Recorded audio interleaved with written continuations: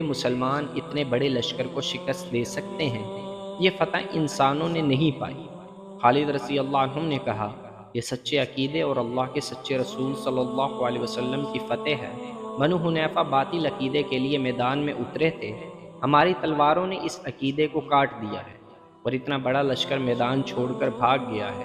وہ لاشوں اور تڑپتے زخمیوں میں سے گزرتے باغ تک چلے گئے۔ اندر گئے تو وہاں لاشوں پر لاشیں پڑی تھیں۔ مسلمان لاشوں کے ہتھیار اکٹھے کر رہے تھے۔ بنو حنیفہ میں سے جو زندہ تھے وہ ادھر ادھر بھاگ گئے تھے۔ خالد رضی اللہ عنہ نے وحشی بن حرب کو بلایا اور اس سے پوچھا کہ اس شخص کی لاش کہاں ہے جسے اس نے مسلمہ سمجھ کر ہلاک کیا ہے۔ وحشی خالد رضی اللہ عنہ کو وہاں لے گیا جہاں مسلمہ کی لاش پڑی تھی۔ اس نے لاش کی طرف اشارہ کیا، نہیں۔ خالد رضی اللہ عنہ نے کہا، یہ ٹھگنا اور بدصورت آدمی مسلمہ نہیں ہو سکتا۔